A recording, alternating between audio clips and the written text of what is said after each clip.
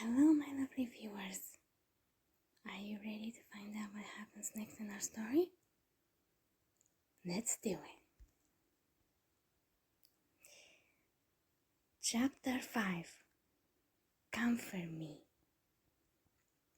I awake to a brand new day, ready to spend it with my future queen. I walk through the corridors, heading to Ian's room. I waved to every servant that I passed, putting a large smile on my face. I pulled the curtain back and walked into Ian's room.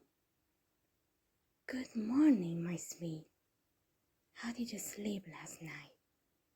I asked. I looked around the room and found her standing out on the balcony. I walked up to her, hugging her waist from behind. Good morning, my Pharaoh, she mumbled. She yawned a bit, which made my smile waver. Did you sleep well last night? I asked her again. I got a few hours of sleep, but I had too much on my mind, she said. I noticed the bags under her eyes and just how tired she looked. Why don't you go back to sleep then? I told her. It looks like you need it. No, that's fine, my Pharaoh. I wouldn't be able to sleep knowing that you'd just be waiting for me to wake up, she said as she looked back at me. I chuckled a bit as I turned her around, my arms still around her waist. I kissed her cheek, smiling softly at her.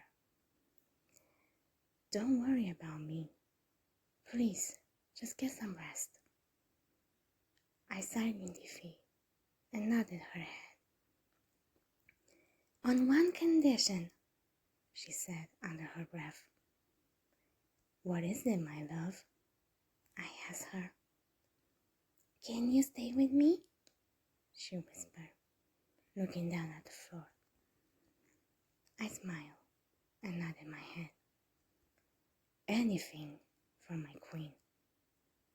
She smiled up at me and walked towards her bed, me following behind.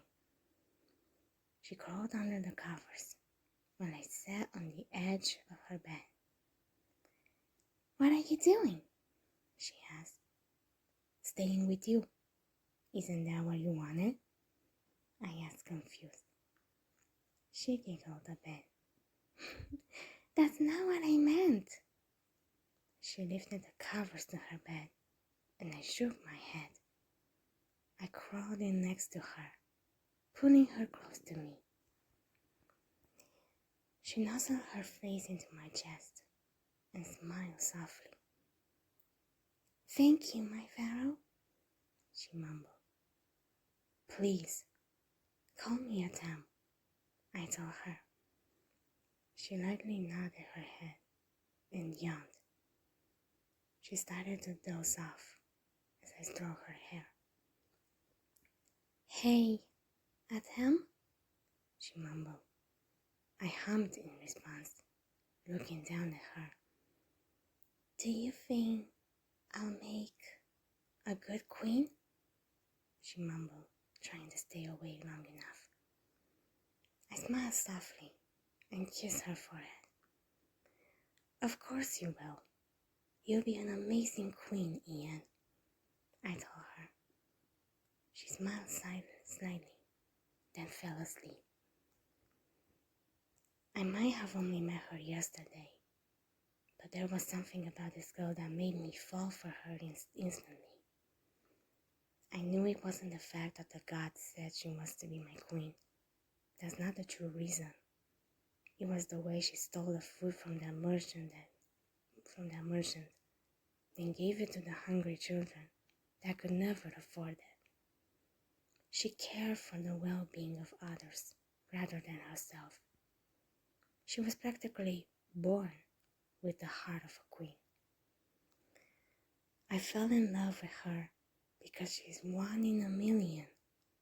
She's different than the other princesses that I've met. All the ones that were my sweaters. No, she'll never be like them. She's too pure to be shallow like them.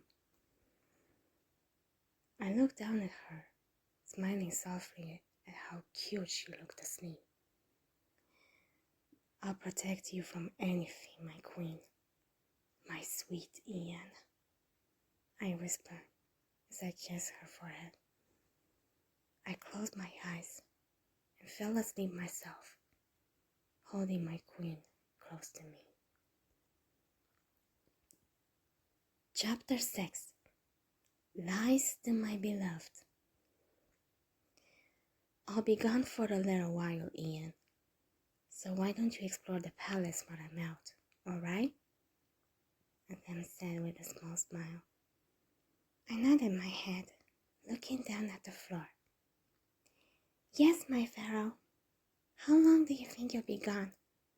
I asked, looking into his eyes. Not long, just a few hours. He kissed my cheek and kissed my forehead. Try not to get into trouble when I'm gone. He turned and walked away. When he was out of sight, I took in a deep breath and did as he said. I went to explore the palace. I just hope I don't get lost in here, I said as I looked around at the tall walls of the long corridors. I did think it was nice having some peace and quiet for a while, but the whole time I felt as if I was being followed. I just shrugged it off and continued on my little adventure. Throughout my walk in the palace, some servants greeted me with kindness, while others didn't. I can't understand why they didn't like me. I was just common street snob. I shouldn't marry the pharaoh. I found some places to hide and some escape routes in case there was ever an attack on the palace. I just hope that never happened. My lady, what are you doing here all alone? A voice came from behind. I turned and saw Prince Zedo walking towards me. Good afternoon, Prince. What brings you here? I asked him with a kind smile. I turned to face him, still smiling up at him. I felt a little envious of him, though. I could only reach up to his elbows, the giant. You didn't answer my question, he said as he stared down at me. Oh, the pharaoh left for an important meeting, so I went to explore the palace while he was gone, I said. He just nodded his head and looked away. You didn't ask for a guide to show you around? You could have gotten lost, he scolded. I looked down. I thought about that. I'm sorry, priest. I should have been more careful. He patted my head and sighed. I smiled as I closed my eyes, and in that bright second, I was up against the wall. My eyes shut open, only to be met with certain blue ones. Priest Zedo? What are you? Don't give me that. You are just common street slum. You have no right to marry His Highness, he said, his eyes narrowing. But I can understand why he would pick you over the countless princesses that he's declined. You truly are a desert beauty. His hand kissed my cheek as I looked down at the side. Too bad you're being married to the pharaoh, or I will take you right now, he whispered in my ear. Ian, I heard Atem's voice come from afar. Priest Zedo then looked at me. Tell him any of this, and you'll pay, he threatened. He pulled away from me as Adam ran up to us. Is there something wrong here? She asked, looking between the two of us. I glanced at Zero and saw his menacing glare. I looked back at Adam and shook my head. No, I just got lost, and the priest here was just telling me the way back to my room, I said with a fake smile. Adam chuckled a bit as he walked up to me. He wrapped his arm around my waist and pulled me close to him. Well, I'm here now. I'll show you around, he said as he led me down the corridors. I turned my head and watched Priest Zero walk down the other corridor.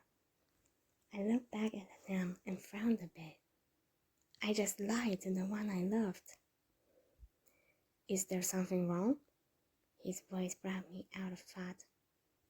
I smiled slightly up at him. I'm fine, my Pharaoh. No need to worry. Well, guys, I'm done for now. But don't you worry. The next part will come soon. If you enjoyed it, you know what to do. Just subscribe, hit the like button, and turn on the notification bell. Until next time, my lovely viewers. Bye, everyone.